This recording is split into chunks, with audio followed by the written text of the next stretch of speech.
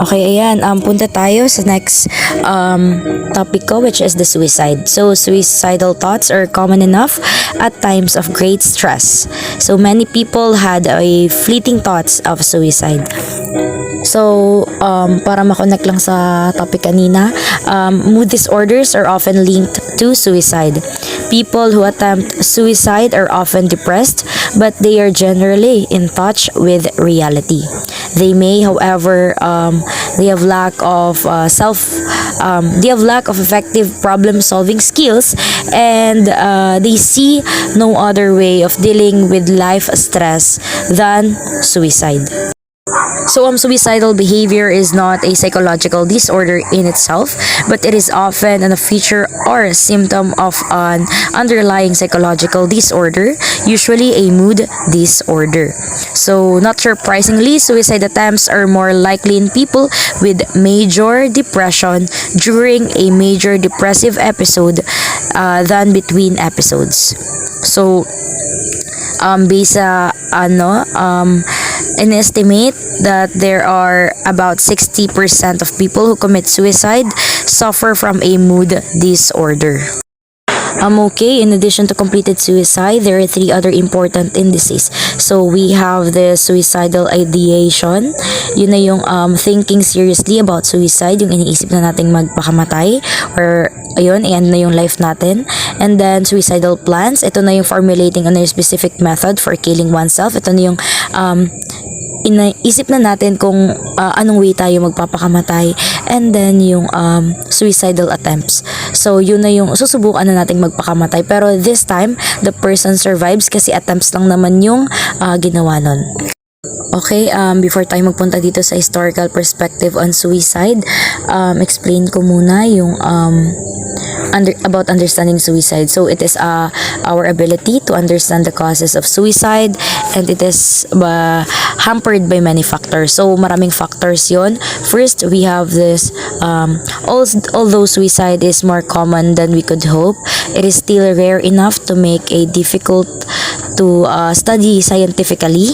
Mahirap pa rin siyang pag-aralan. Second, in the wake of a suicide, yung mga family members and friends may selectively remember a certain information about the victim. Isipin natin kung kunyari kung bakit siya nagpakamatay, kung ano yung reason niya dahil doon. And then the third one is most people who kill themselves do not leave notes. Yun, hindi sila nagpo-provide ng notes para hindi siguro malaman yung certain reason bakit ganon. So for the historical perspective on suicide, so Freud argued that depressed people express anger at themselves instead of at the people they feel betrayed or abandoned them. So for example, yung mga teenagers who cannot express anger at their parents may attempt suicide to punish their parents. So, like many Freud's theories, ang idea nito is mahirap i-test because it involves emotion that people are unable of unwilling to express or acknowledge. Okay, punta tayo dito sa psychological disorders and suicide. So, based na nabasa ko or based on my research, more than 90% of people who commit suicide probably have been suffering from a diagnosable mental disorder. So, depression increases the odds of a suicide attempt by approximately 6 times. And yung bipolar disorder naman is nag-i-increase ng mga odds of a suicide attempt by 7 times. So, by far, the best predictor of future suicidal thoughts and behavior is the past suicidal thoughts and behavior. So, among adolescents, ang history of a previous suicide attempts increases the odds of a suicide by 30 times among boys. So, and by 3 times among girls. So, thus, it is critically important that suicidal thought and behavior be assessed and intervention made regardless of what other psychological problems it is related to. Okay, dito tayo sa stressful life events and suicide. So, this event increases the risk of suicide, perhaps because they cause or worsen the mood disorder. So, for example na lang ng stressful life events na nakalink dito sa suicide is yung loss of a job. It can precipitate suicidal thoughts and attempts. Also, yung loss of loved ones through death, divorce, or separation often immediately precedes suicide attempts or completion. So, yung mga people feel they cannot go on without the lost relationship and wish to end their pain. So, in addition, people have experienced certain traumas in childhood, especially sexual abuse or loss of a parent. Pwede rin siyang maging increased ng risk for suicide. Proceed tayo dito sa suicide contagion. So, can suicide be contagious?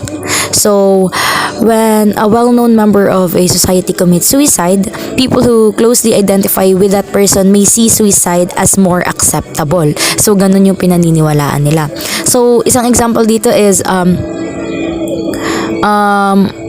ito yung siyang documentary occurred in a high school of about 1,500 students in which 2 students committed suicides within 4 days. So over an 18-day span, 7 other students attempted suicide and an additional 20 students reported having suicidal thoughts. So many of those who attempted suicide or had active suicidal thoughts were friends of one another and of the students who had completed the suicide. So, ano nga ba ang reason for this suicide clustering or yung contagious na suicide? So, some theorists, binanggit nila ito or nilabel nila ito as suicide contagion. So, survivors who become suicidal may be modeling of behavior of the friend or admired celebrity who committed suicide. So, that suicide also make the idea of suicide more acceptable and thus lower inhibitions for suicidal behaviors in survivors. Okay, proceed na tayo dito sa personality and cognitive factors in suicide. So, the personality characteristics that seems to predict suicide is best impulsivity. So, the general tendency to act on one's impulse rather than to inhibit them when it is appropriate to do so. So, when impulsivity is overlaid on the other psychological problems such as depression, sustained abuse, or living in a chronic stressful environment, it can be potent contributor to suicide. So, meron dito another example, yung one family history study showed that the children of parents with mood disorder who also scored high on measures of impulsivity were at much greater risk of attempting suicide.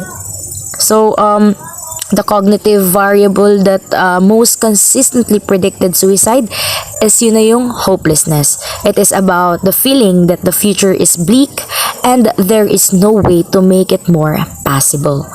So, ayun na siya. And then proceed tayo dito sa biological factors of suicide. Okay, suicide runs in family. For example, one study found that the children of parents who had attempted suicide were 6 times more likely to also attempt suicide.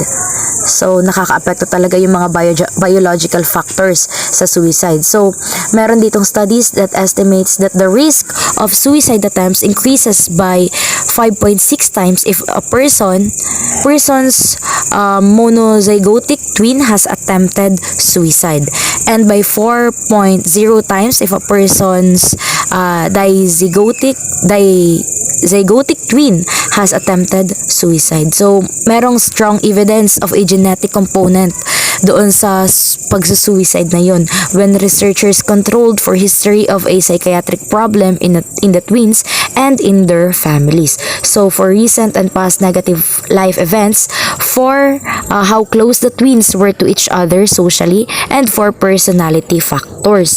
So, malaking rin talaga ang biological factors dito sa suicide.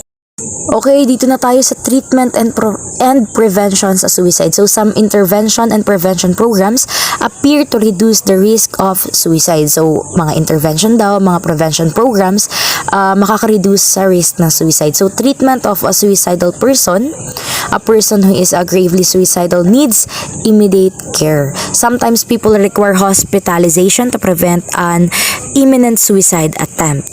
So, ang iba nag-voluntary agree sila para mapunta sa ospital. If they do not agree, they can be hospitalized involuntarily for a short period of time. Mga about 3 days yan siya.